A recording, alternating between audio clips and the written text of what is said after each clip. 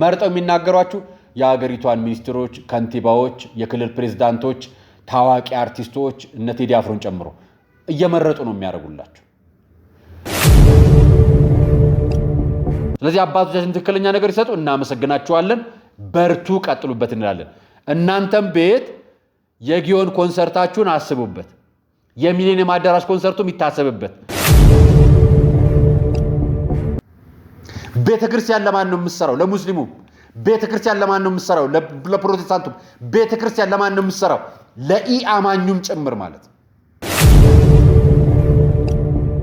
አዳማ ላይ ነው ቅዱስ ገብርኤል ለከድር አሊ መስገጃ የሰጠው። ሰላም ጤና ይስጥልኝ ውድ የአርአያ ሚዲያ ቤተሰቦቻችን እንደምን አላችሁ? በያላችሁበት ሰዓት አቆጣጠር እንዳላችሁበት ሁኔታ ሰላማችሁ ብዝት ይበል ማለት ፈልጋለሁ። ወንድም እህቶቼ፣ ታላቅ ታናሾቼ እንደየእድሜያችሁና እንደየክብራችሁ መጠን በያላችሁበት ሰላማችሁ ይብዛ። ታመው የተኙ በሆስፒታል ያሉ በጸበል ስፍራ የሚገኙ ወገኖቻችንን እግዚአብሔር ይማርልን። በስደት ውስጥ የምትገኙ ወገኖቻችንንም እግዚአብሔር ያስባችሁ፣ ቤተሰቦቻችሁንም ይጠብቅላችሁ። ዛሬ የአቡነ ገብረ መንፈስ ቅዱስ ራእዩ ክብረ በዓል ነውና እንኳን ላቡ ያደረሳችሁ፣ በረከታቸው ረድኤታቸው ይድረሰን። ዛሬ ያስኩላችሁ መረጃዎች አሉ። እውቅናን ለበጎና ለመልካም ነገር መጠቀም፣ ትንፋሽን ለእግዚአብሔር መስጠት ደግሞ ይገባልና እውነት እንዲህ አይነት ልጅን ሳላመሰግን አላልፍም። ይህን የማመሰግነውን ልጅ እነግራችኋለሁ። ለሁላችንም በጣም አስተማሪ ነው። እንዲህ አይነት ወጣቶችን ያበርታልን። ደግሞ ከታመሙበትም ክፉ ነገር ከገጠማቸውም ደግሞ ምሕረቱን አሳይቶን ቆሞ ለመሄድ ደግሞ ሲያበቃን ያሳይልን፣ ከክፉ ነገር ያረቃቸው። ከሱ በማስከተል ቅዱስ ገብርኤል ለሙስሊሙ መስገጃ ምንጣፍ ሰጠው የሚለው መረጃ ይዤላችሁ መጥቻለሁ። እየነገርኳችሁ ያለሁት ቅዱስ ገብርኤል ለሙስሊሙ የመስገጃ ምንጣፍ ሰጠው ነው ያልኳችሁ። አብራችሁኝ ታዩታላችሁ። መረጃውን በማስረጃ ነው መነግራችሁ። ሌላኛው መረጃ ደግሞ ብፁዕ አቡነ ኤርሚያስ ልካችንን ነግረውናል። የሚገባንን ያህል እኛ ከሰማን እንመለሳለን፣ ካልሰማን ደግሞ እንጠፋለን። ምን እንደነገሩን አብረን የምናየው ይሆናል። ከዛ በማስከተል ከእግዚአብሔር ጋር ፉክክር የያዘውን ፓስተር ይዤላችሁ መጥቻለሁ። እሱንም ማስከትዬ ጋዜጠኛ አሁን የቶክሾ አቅራቢው መሰለ ገብረ ሕይወት ደግሞ አዎ አጭር ለብሶ ለአጋንንት እንጂ ለእግዚአብሔር መዘመር አይቻልም የተባለበትን መረጃ አካፍሎናል። አብራችሁን ስትቆዩ ሁሉንም ሰሙታላችሁ። ጭፈራ ለአጋንንት እንጂ ለቅዱስ እግዚአብሔር አይደለምና የተባለበትን ፕሮግራም አይዤላችሁ የማቀርብ ይሆናል። ይህንን መረጃ ለብዙ ኢትዮጵያውያን እንደርስልኝ ሰብስክራይብ፣ ላይክ እና ሼር እንድታደርጉልኝ ጋብዛችኋለሁ። የእናንተ አብሮነት፣ የእናንተ ድጋፍና መረጃዎቻችን ለብዙዎች እንዲደርስ የምታደርጉልን ብዙዎቻችሁ በየራሳችሁ ፕላትፎርም ሼር ስታደርጉልን ነውና በዚህ ስለምታደርጉልን ከልብ እናመሰግናለን። በዓል እንዴት አለፈ ብያችሁ ትላንትና በኮመንት ያገኘሁት መረጃ ምን መሰላችሁ? እኛ ጋር ጥሩ ነበር የሚል አንድ ሰው ብቻ ነው ያገኘሁትና ሌሎቻችሁ አስተያየት ሰጣችሁኛል። ምናልባት ከሰው ተማስየባችሁ ከሆነ አላቅም። እኔ ራሴን መስዬ ነው የምሰራው። ምናልባት ከዚህ በፊት እየሰራችሁ ያላችሁ ፕሮግራሞች አይታችሁ ማታውቁ ከሆነ ደጋግማችሁ ይዩት። ምናልባት ለ2 ዓመት ከ3 ዓመት በላይ ካያችሁት፣ ካላያችሁት ደግሞ ስትመጡ ከመሰላችሁ ወደ ኋላ ፋይል ውስጥ ገብታችሁ ሌሎች ቪዲዮዎችን መመልከት ትችላላችሁና ሌላ ሰው ከለር ይዤ አልቀርብም። ሲጀምር አልፈልግም። እኔ ራሴ ነኝና እንደዛው ሞኝ ልንገራችሁ ብዬ ነው። ብዙ ጊዜ ብዙ ሰዎች በሚያደንቁት ሰው፣ በሚወዱት ሰው፣ በሚከታተሉት ሰው መሆን ይፈልጋል። እኔ አንድ እግዚአብሔር አምሳል ልጅ ነኝ፣ አንድ የፈጠረኝ ልጁ ነኝና ኃጢአተኛ፣ ከእናንተ የባስኩ ኃጢአተኛ ነኝ። እንዲህ አይነት ፕሮግራም ላይ ጻድቅ ሆኜ አቅርቤ አላውቅም ፕሮግራምና እኔ ጻድቅ አይደለሁም፣ ከእናንተ የበለጠ የምበድል ነኝ። በደሌ በአደባባይ በቪዲዮ ተቀርጾ ስላልወጣ ነው። እንደኔ የሚተች ነገር ካገኛችሁ ትተቹኛላችሁ፣ ካላገኛችሁ ደግሞ የሚጠቅመውን ነገር ትይዙልኛላችሁ። ስተቹኝ ተቹኝ፣ መብታችሁን። ምክንያቱም ትክክልም ስለሆናችሁ እኔ የምታረምበትን ደግሞ ተቀብዬ ለመታረም ዝግጁ ነኝ። ምንም ነገር ካለ ማለት ነው። የምንነጋገረው ሰው ላይ ግለሰብ ቂም ልንይዝና ልናሲዝ ሳይሆን አንዱ ሰው እንዲማርበት፣ ሌሎቻችን ደግሞ ተምረንበት ልጆቻችን እንጠብቅበት፣ ቤተክርስቲያንና ሀገራችን ልንጠብቅበት ብቻ እንዲጠቅመን ነው ፕሮግራሞቻችን የምንሰራው። በተረፈ አንድም ፕሮግራም ሰው ለመበደል፣ ሰው ለመውቀስ፣ ሰው ለማጥፋት ተብሎ የሚሰሩ ፕሮግራሞች የሉም።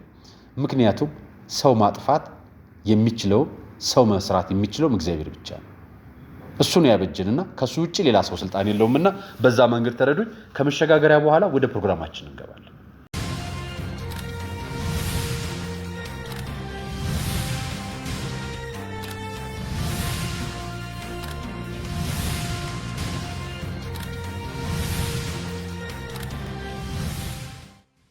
የመጀመሪያው መረጃ ላመሰግነው ነው። ብሩክ ዝጊቲ ይባላል። ማህበራዊ ትስስር ገጹ ላይ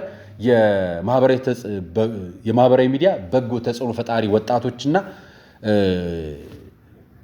የአመራር አባል ነው።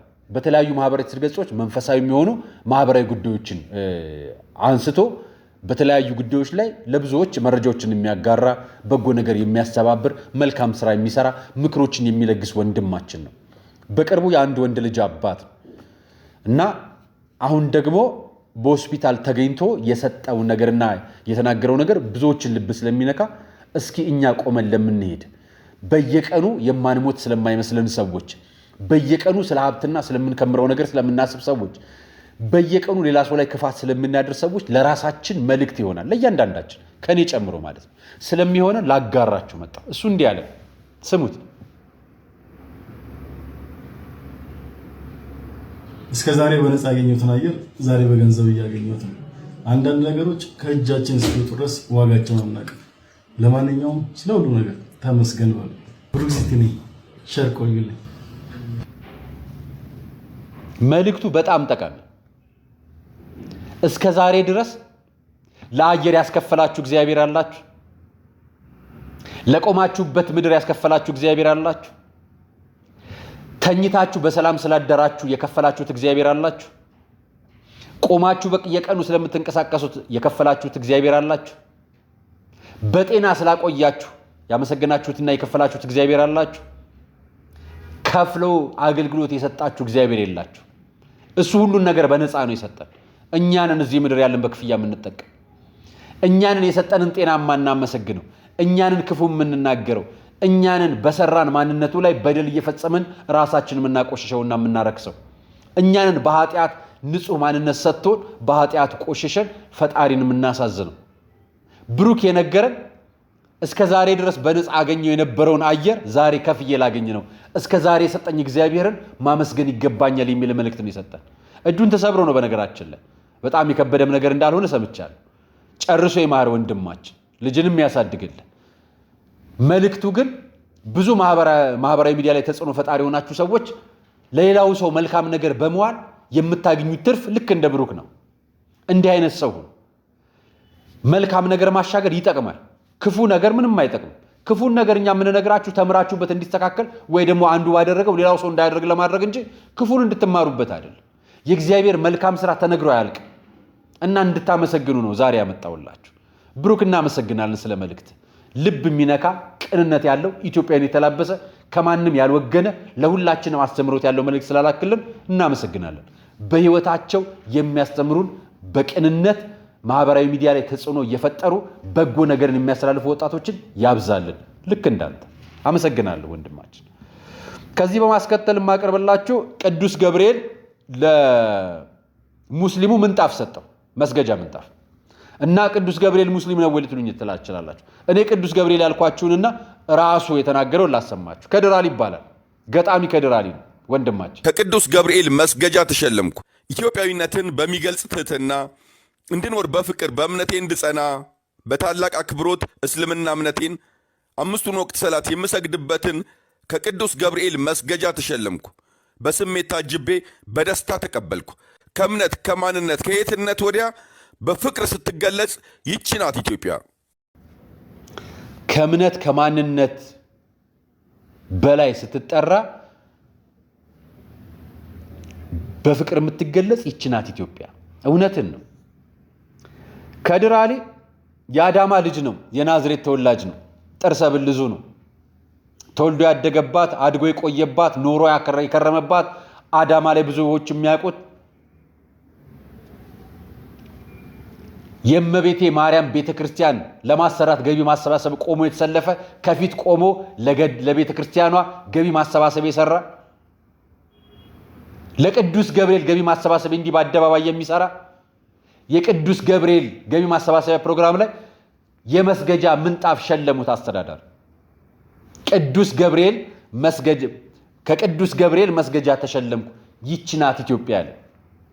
ዛሬ እናንተ ማህበራዊ ሚዲያ ላይ ተው እንትና አይደለም እንትናን ግደለው እንትናን ፍለጠው የሚል ነገር ወደ ምስራቅ አትሰሙ። ከሰዓዱ ዑመር ጋር ከዩሱፍ በሽር ጋር አብረን ያደግን መስጊድ ሲሄድ የሸኘ ነው። ቤተክርስቲያን ስንሄድ የተሸኛኘን ሰዎችን ምስራቅ ያለነው በብዛት ምስራቅ ብቻ አይደለም። በጣም ብዙ ኢትዮጵያውያኖች ከታች ያለው ማህበረሰብ ከታች ምላችሁ ራሱን በአመራር በፖለቲካ ከፍተኛ አመራር መዋቅር ውስጥ ያላስቀመጠው ከሰው ጋር መኖር የሚችለው ኢትዮጵያዊ እንደዚህ ነው። እምነቱን መስበክ የሚችለውን ይሰብካል፣ በተረፈ ያከብርለታል። ወጥቶ አስፋልት ዳር ታክሲ ተሰልፈ ቆመ እየጠበቅ ጆሮ ላይ እየመጣ እያደነቆረ ሆነ ብሎ አንተን የሚተናኮሰ አይደለም። እውነተኛው ኢትዮጵያዊነት ይሄ ነው። የሌላውን እምነት አክብሮለት እንጂ ያንተ አምላክ ትክክል ነው ያንተ አምላክ ጥፋት ነው ብሎ ታያቀም። አዳማ ላይ ነው ቅዱስ ገብርኤል ለከድር አሊ መስገጃ የሰጠው። በማን ሰጠው? በቤተ ክርስቲያኑ አስተዳደር። ቤተ ክርስቲያኗ ምን ልታደርግ ነው? ለማህበረሰብ ይጠቅማል ብላ የምታስበውን ሆስፒታል ልትገነባ ቲታስ ሆቴልን የቀድሞ ቲታስ ሆቴል ይባል የነበረውን ህንፃ በጨረታ አሸንፋ ገቢ ማሰባሰቢያ ሰርታ በገቢ ማሰባሰቢያው ለህዝቡ የሚሆን ለማህበራዊ አገልግሎት የሚሆን ሆስፒታል ልትገነባ ተወዳድራ ያሸነፈችበት ፕሮግራም ገቢ ማሰባሰቢያ ነው። ቤተክርስቲያን ለማን ነው የምትሰራው? ለሙስሊሙ። ቤተክርስቲያን ለማን ነው የምትሰራው? ለፕሮቴስታንቱ። ቤተክርስቲያን ለማን ነው የምትሰራው? ለኢአማኙም ጭምር ማለት ነው። ቤተክርስቲያናችን ይቺ ነች። ናና በግድ ተከተለኝ አትለንም። በራስህ እምነት ታከብርሃለች፣ ታኮራሃለች። በራስሽ እምነት ታከብርሻለች፣ ታኮራሻለች። በራሳችሁ እምነት። ይሄን ለማሳያው አዳማ ቅዱስ ገብርኤል ሂዱ። ይሄው ምሳሌውን አመጣውላችሁ። በተለይ አዳማ ያላችሁ መዋቅር ላይ ያላችሁ የቤተክርስቲያን አመራሮችና አስተዳደሮች ክብር ይገባችኋል። በተለያየ እምነት ውስጥ ለሚደረጉ ተሳትፎ ለምታረጉለት ነገር ቅንነት ይገባል። መንፈሳዊ ነገራችሁን ደግሞ በዛው እንድታጠነክሩልን እንፈልጋለን። ከድር አሊ በማህበራዊ ሚዲያ ስላጋራህን መረጃ እጅግ በጣም እናመሰግናለን። የቤተ ክርስቲያናችን አንደኛው ገጽታ ነው። ብፁዕ አቡነ ኤርሚያስ ያሉትን ላሰማችሁ። እሺ ኑ እንስማቸው። አብረን ብንሰማቸው ይሻላል። መቼ ይሆን እግዚአብሔር ወደ ኢትዮጵያ የሚመጣው? እግዚአብሔር ኢትዮጵያን የሚያረጋጋት መቼ ይሆን? እኛ ያለቀስን ጊዜ፣ እኛ ያነባን ጊዜ። ይሄ የሰውኛውን ትምክህት ትተነው በጉልበቴ በምላስ የሚለውን ትተነው ባነባን ጊዜ ባለቀስን ጊዜ እግዚአብሔር ወደ ግብፅ በረድኤት እንደወረደ ወደ ኢትዮጵያ ይወርዳል።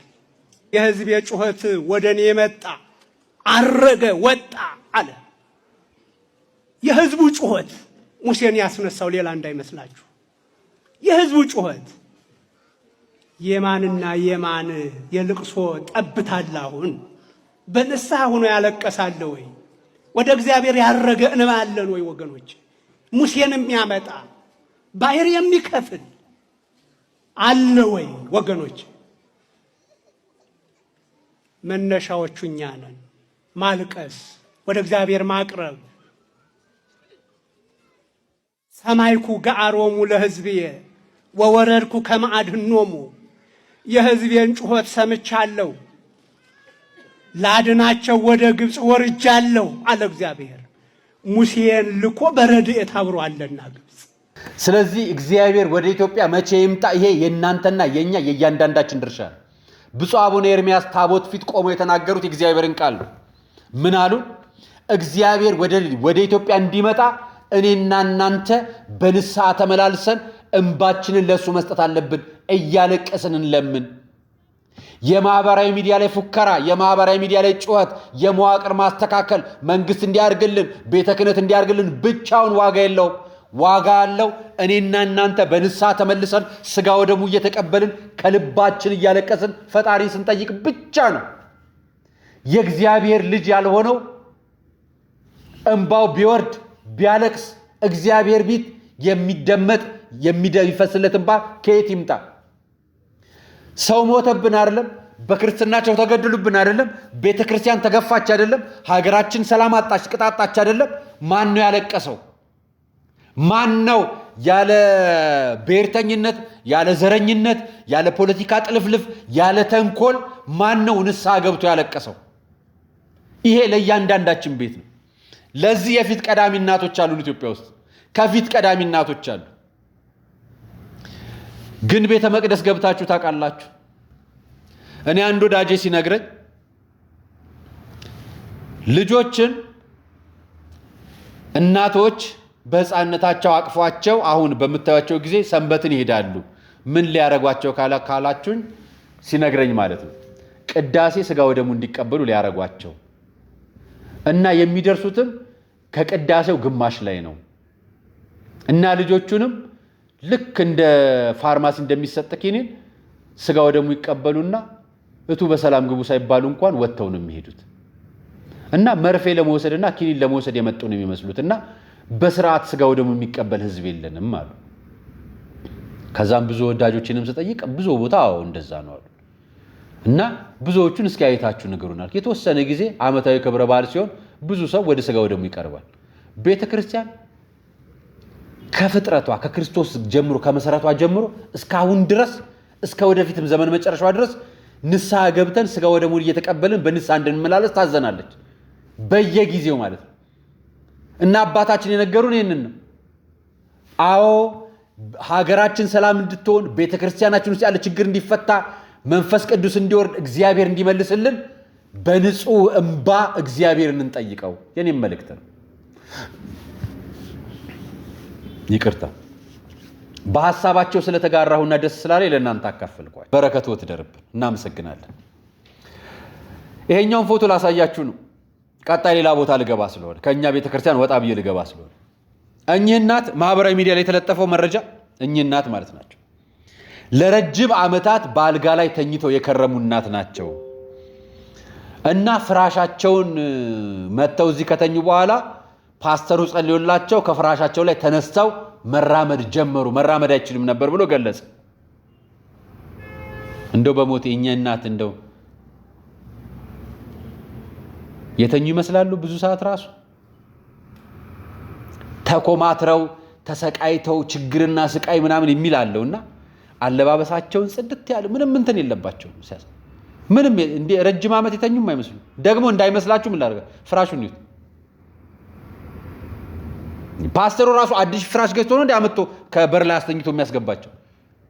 ቢያንስ ፌስታሉን እንኳን ብታነሱት ምን አለ ለመዋሸት ማለት ነው። እንዲመቻችሁ እንደው ሰው የተኛበት ምናምን ጎዳና የወጣ ምናምን ሰው ፈልጋችሁ ፍራሹን ፈልጋችሁ ብትሰሩት ምን አለ ለቲያትሩ እንዲመች ብዬ ነው የምነግራችሁ። ያ ሁላችንም በየቦታው አታላይ እንዳለ እናውቃለን። ያው እንደዚህ አይነት አታላይ ሲወጣ ደግሞ አውጥተን እናጋልጣለን። ህዝቡን አታታሉት። ባልተኙበት ፍራሽ እድሜ ልካቸውን ረጅም ዓመት ተኝተዋል ያልጋ ቁራኛ ነበሩ ብለው እንደዚህ አትተራ ቤተክርስቲያን ውስጥ አትዋሹ። እንደው ክርስቶስ ፊት ነው የቆምነው ብላችሁ ጸሎት ንስሐ ልናደርግ ነው ብላችሁ ቆማችሁ በተገዛ ፍራሽ እንዴት ነው ያን ሁሉ ዓመት የተኙት? የጠቀሳችሁትን ዓመት 8 ዓመት በላይ ነው ያላችሁት አይደል? አልጋ ላይ ወድቀው የነበሩት እንዴት ብለው ተኙበት? እዚህ ላይ ፍራሹ እኮ ገና ፌስታሉ እንኳን አልተለቀቀም። ላስቲኩ እንኳን እንደተቋጠረ እኮ ነው። ከግዢ ቦታ እኮ ይዛችሁ ነው የመጣችሁት። በቀጥታ ምንም ፌስታሉ ይኸው እንዳለ እኮ ከፍራሽ ቤት ገዝታችሁ አስገብታችሁት ይሄን ረጅም ዓመት ተኝታበታለች ብላችሁ እንደው ህዝቡን ትጫወቱበታላችሁ። ያው ለነገሩ ወዳችሁ የገባችሁ ነው እንዳላችሁ እናንተ መታላችሁን አታውቁም። እዛ ቦታ ላይ የእግዚአብሔር ነገር ነው ስለምትሉ ለማንኛውም ይሁን ያው መልእክቱን ልንገራችሁ ብዬ ነው። ከእግዚአብሔር ጋር የሚፎካከረው ሰው እንደዚህ አይነት ሰው ነው። ይሄ ሰው ምን ልበላችሁ መሰላችሁ? ይሄ ሰው ጠቅላይ ሚኒስትሩ ላይ ትንቢት ተናግረው ነበር። ይችን አይመት አያልፉም ነው ይችን ምርጫ አያልፉም ያለበት እና ማህበራዊ ሚዲያ ላይ አውጥተው የውሸት ትንቢት የውሸት ፕሮፌት ብለው ሲገልጹበት ደግሞ እንዲህ ብሎ ምላሽ ይዞ መጣ። ደግ እኔ ምን አይነት ልበላችሁ በቃ ቪዲዮ 17 ትንቢት ተናግረሃል እና ትንቢቱ አልተፈጸመም ውሸታምና ሐሰተኛ ነህ ለምትሉ እግዚአብሔር ተናግሮ ያልተፈጸሙ ትንቢቶች አሉ። እግዚአብሔር ተናግሮ ያልተፈጸሙ ትንቢቶች አሉ ካላችሁ አሉ። ከየት ነው ያመጣው ካላችሁ ከዚህ ከታላቁ መጽሐፍ ከእግዚአብሔር ቃል ነው የምነግራችሁ። አሁን የምነግረውን ቃል ይህንን አሁን የምነግራችሁን ቃል ለእኔ እግዚአብሔር የነገረኝ ነው። ከዚህ መልእክት ጋር ተያይዘው እግዚአብሔርን የመጀመሪያው መልእክት እግዚአብሔር ስለተናገረኝ ለሁለተኛ ጊዜ እግዚአብሔርን ጠይቄዋለሁ እና ልክ ጊዜው ሳይደርስ በፊት ነው የጠየቅኩት። አጠገቤ ላሉ ወዳጆች ሁሉ ደግሞ መልእክቱን በጊዜ ላስተላልፍ ሞክሬያለሁ። በሰዓቱ ቪዲዮ እንደዚህ ለመስራት ጊዜው ስላልሆነ ነው ቪዲዮ ያልሰራሁት። አሁን ግን እግዚአብሔር ተናግሮ ያልተፈጸሙ ትንቢቶች እንዳሉ የእግዚአብሔር ቃል ይናገራል። በመጽሐፍ ቅዱሳችን መጀመሪያ 2 እግዚአብሔር ተናግሮ ያልተፈጸሙ ያልሆኑ እግዚአብሔር አምላክ በምህረቱ የቀየራቸው መልእክቶች እንዳሉ እናገራለሁ። ከመናገሬ በፊት አንድ ክፍል አነባለሁ ለመግቢያ እንዲሆን ማለት ነው። የማነበው ክፍል ያለው ትንቢተ ኤርምያስ መጽሐፍ ምዕራፍ በምህረቱ የቀየረና ያልተፈጸመ ብሎ መናገር ይለያያል፣ በጣም ይለያያል። እግዚአብሔር ተናግሮ ያልፈጸማቸው በምህረቱ ነው። አንተስ ተናግሮ ያልተፈጸመው ምንድን ነው? እግዚአብሔር ተናግሮ ምሮት ነው ልትል ነው? እግዚአብሔር ተናግሮት ቀጥል ብሎት ነው ልትለን ነው? ቀጥል የተባለውን ስለምን አልነገርከንም ነበር? እንዲህ ካላደረግክ እንዲህ አደርግሃለሁ እኮ ነው እግዚአብሔር የሚለው። ያንተስ እንዲህ ካልሆንክ እንዲህ ትሆናለህ እኮ የሚል የለው። ከሐሰተኞች ተጠበቁ። በተለይ ከሐሰተኛ ትንቢተኞች ተጠንቀቁ። እነዚህ ፕሮፌት ነን ከሚሉና ትንቢት ወይ ደግሞ በቤተ ክርስቲያን ውስጥም እንደዚህ ራእያየን ምናምን ብሎ የሐሰት የሚናገሩ ሰዎች እንድትጠነቀቁ መነግራችሁ። መርጠው የሚናገሯችሁ የሀገሪቷን ሚኒስትሮች፣ ከንቲባዎች፣ የክልል ፕሬዝዳንቶች፣ ታዋቂ አርቲስቶች እነ ቴዲ አፍሮን ጨምሮ እየመረጡ ነው የሚያደርጉላችሁ። ቴዲ አፍሮ ጌታን ሊቀበል ነው ያለን እኮ ነብይ ነበር አይደል? ቴዲ አፍሮን እግዚአብሔር የላካቸው ነብዮች ደግሞ ብዛታቸው በኋላ ደግሞ መልሰው ታዋቂ እየመረጡ በወቅቱ አጀንዳ የሚሆኑ ሰዎችን እየመረጡ ይናገራል። እኔ እንደውም አዶናይ ያልተናገራችሁም እስካሁን የለም አይደል? ወጣቶቹ በጣም ነቄ ናቸው፣ እንደናንተ አይደሉም። ሌላውን ሰው እንደምታታሉት አይታለሉላችሁ። ታዋቂ የሆነ ሰው ሲመጣ አርቲስትም ሆነ ምንም ትፈልጉና ታረጋላችሁ። አርጋችሁባቸው የማታውቃቸው አርቲስቶች መካከል በጣም ብዙዎቹ ብሔራዊ ቲያትር የሚሰሩና የቲያትር ዓለም ያሉ በሰል ያሉ ሰዎችን አታረጉባቸው። ታዋቂ የሆነ ስማቸው ሲነሳ በእነሱም አድርጋችሁ ጋዜጠኛ ትጠራላችሁ። ታዋቂ ሰው ጠቅላይ ሚኒስትሩማ በእናንተ ትንቢት እኮ ስንቴ ይሙቱ፣ ስንቴ ይነሱ፣ ስንቴ ያርጉ በእናንተ ትንቢት ከሆነ እኔ እንደው የእናንተን እንትን ለመግለጽ ጠቅላይ ሚኒስትሩን ጠራው እንጂ ጠቅላይ ሚኒስትሩ ተገቢ አይደሉም ለዚህ ቦታ መጠራት። እኔም ፈልጌ አይደለም። የእናንተ ትንቢት ግን አውቃችሁ ሆነ ብላችሁ የምታደርጉት ነገር ይሄ ምንድነው? መንግስትን ፖለቲካዊ አድርጋችሁ ለመያዝና ይሄ የመንግስትን ፖለቲከኝነት ድጋፍ ለማግኘት የምትጠቀሙባት ትንቢታችሁ ነቄ ብለናል። በቃ ዞር በሉ። አውቀናልኛ። የጠቅላይ ሚኒስትር አብይ አህመድ ደጋፊ ነኝ፣ የብልጽግና ግን ደጋፊ ነኝ ደጋፊ አይደለሁም እንደሚሉት ፖለቲከኞች ናችሁ እናንተ። ምንም አይለያችሁም። እናንተ ሰባኪ አይደላችሁ፣ እናንተ ፖለቲከኞች ናችሁ። ብልጽግናን አልደግፍም ጠቅላይ ሚኒስትሩንና የኦሮሚያ ፕሬዝዳንትን እንዲሁም አዳነች አቤቤን ነው መደግፈው የሚሉት አሉ። ደግሞ እንዲህ ብለው የሚነሱ አሉ። ግን ፕሮፌት ናችሁ ለስማችሁ። እነዛ የሚሉ ደግሞ ፖለቲከኞች አሉ። ደግሞ እግዚአብሔር ይቅር በላችሁ። ከሐሰተኞች ራሳችሁን ጠብቁ። ሌላኛውን ማሳያችሁ ይሄኛውን የጊዮን ፓርቲ ነው። የጊዮን ፓርቲ ነው፣ መንፈሳዊ የጊዮን ፓርቲ።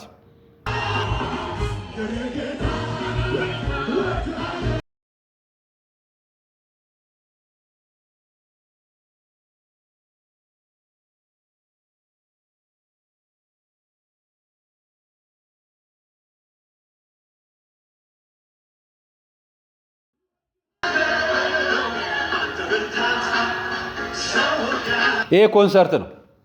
ይሄን ኮንሰርት መሰለ ገብረ ሕይወት ከራሳቸው ከፕሮቴስታንት ሰዎች አምጥቶ እንዲህ መልስ አልሰጠም። እንስማቸው። የታችን መልስ ተገቢ ስለሆነ ነው የማቀርበው። በጣም አጭር ቀሚስ ለብሰው ጭፈራ ቤት ሲጨፍሩ ይታያል። ቦታው ነው፣ ጥሪያቸው ነው፣ ያ ቦታ ኤንጌጅመንታቸው ነው። አንደኛ ስፒሪት አለ ባይዘዌ፣ ሁለተኛ ነገር ደግሞ መቼስ እዛ ገብርኤል ሊያከብሩ አይሄዱም እነዚህ ሰዎች አይደል? ወይም እግዚአብሔር ጋር ምስጋና ሊያደርሱ አይሄዱም። ምስጋና ሊያደርሱለት ምስጋና የሚሰዋለት አካል አለ እዛ ቦታ ላይ። ስለዚህ ያንን ባለባበት መጥኖ ነው የሚሄዱት። ይሄ ይገባሃል የሚሉት ነገር አለ እዛ ጋር አንድ አካል አለ የሚጠብቃቸው፣ አውት ኦፍ ማይንድ የሚያደርጋቸው፣ ኮንሽሳቸውን የሚሰርቃቸው። ላይ ተስታያቸው እኮ በጣም ነፃ ናቸው። ሲደንሱ ምንም ሲሉ they don't really care። እውነት እግዚአብሔር ያሌለበት ስፍራ ላይ ስትገኝ እንደዛ ነህ። የለህማ ያኛው ተወስዶብሃል። ያ ማለት ስርዓት ዲሲፕሊን የምትለው ማንነት የለም እዛ ጋር። ይሄንን ያሳየዋችሁ እሷ ስለ ጭፈራ ቤት የተናገረችው። እኔ አምጥቼ በእነሱም ቤተክርስቲያን በእነሱም ቸርች በእኛም ቤተክርስቲያን ልንገራችሁ። እግዚአብሔር የሌለበት ቦታ አገልግሎት የምናደርግና እንዲህ አይነት ኮንሰርቶችን የምንፈልግ ሰዎች በሙሉ እግዚአብሔር የሌለበት ቦታ እግዚአብሔር እንዳለ ማስመሰል ከሆነ ልክ እንደዚህ ኮንሰርት ነው የምትውሉት። በነገራችን ላይ በጣም ብዙ ትልልቅ አዳራሽ አላቸው ፕሮቴስታንቶች። ቤተክርስቲያን ደግሞ ብዙ ምዕመን የሚይዝ አውደ ምሕረት አላት። ለምንድን ነው ከቤተክርስቲያንና ከቸርች እያወጣችሁ ምዕመኑን በዚህ አይነት ኮንሰርት የምታሰቃዩት ነው የኔ ጥያቄ። ብዙዎቻችን የምናደርገው እሱ ብዙ ህዝብ እንዲገኝልን ነው። ክብረ በዓል ነው። ክብረ በዓል የለም። በነገራችን ላይ አላፋት ጋር ልታገናኙት እንደምትችሉ ይገባኛል። አላፋት ብቻ አይደለም፣ ነገ ሌላም ልታዘጋጁ የምታስቡ ካላችሁ ለምንድን ነው ቤተክርስቲያን መዘጋጀት የማይችለው? ለምንድን ነው ሁሉም በየአውደ ምሕረቱ የማይሆነው? ለምንድን ነው በቅዳሴና በማህሌት በዜማው በኪዳን ስርዓቱ የማይሆነው? እሱ መደበኛው እንዳለ ሆኖ እዛው ጋር ለምን አታረጉት? አሁን 11 ሰዓት ጉባኤ የሚሄድ አለ? ማን አለ? የ11 ሰዓት ጉባኤ ቤተክርስቲያን ደጇን ከፍታ ምዕመን ብትጠብቅ የሚመጣላት አለ? የለም እኮ። ምን እያዘጋጀንለት ነው እኛ? ኮንሰርት። ምን እያዘጋጀንለት ነው? የአደባባይ በዓል። ምን እያዘጋጀን ነው? የአደባባይ ዝማሬ። ምን እያዘጋጀን ነው? የጊዮን ቤት ኮንሰርት። በዝማሬ ስም ከቸርች ማውጣት፣ በዝማሬ ስም ወደ መስቀል አደባባይ ከቤተ ክርስቲያን አውቶ መውሰድ አደገኛ ነው። እች ልምምድ እኛ ጋር የተለመመደችው ነገር ብዙ ተቃውሞ የደረሰባት በኋላም ቅዱስ ሲኖዶስ ዋና የጠቅላይ ቤተ ክህነት ዋና ጸሐፊ ብፁዕ አቡነ ዲዮስቆሮስ በአውደ ምሕረት ቆመው ቀኑና ቤተክርስቲያንና የቤተክርስቲያን ስርዓት የሚያስጥስ ነገር በሙሉ በብዙሃንም ነጭ ስለተለበሰም ስለበዛንም ሳይሆን መስተካከል ያለበት ነገር መስተካከል አለበት ብለው እርምጃና ትክክለኛ መመሪያ ሰጥቷል። ስለዚህ አባቶቻችን ትክክለኛ ነገር ይሰጡ፣ እናመሰግናቸዋለን። በርቱ፣ ቀጥሉበት እንላለን። እናንተም ቤት የጊዮን ኮንሰርታችሁን አስቡበት። የሚሊኒየም አዳራሽ ኮንሰርቱም ይታሰብበት። እኛም ቤት እናንተም ቤት ነው የሚዘጋጀው። ጥፋቱ ሁለታችንም ጋር ነው ያለው። ለሁለታችሁም ምዕመናን ይጠቅማልና ስሙት ለማለት ፈልጌ ነው። የዛሬ ቆይታ ይህን ይመስላል። አርያ መካሻ ነበር ፕሮግራሙን አዘጋጅቼ ቀርቦላችሁ። ለነበረኝ ቆይታ አመሰግናለሁ። ይህን ፕሮግራም ለብዙዎች እንዲደርስ ሼር፣ ሰብስክራይብ እንድታደርጉልኝ ይፈልጋለሁ። ሰናይ ቀን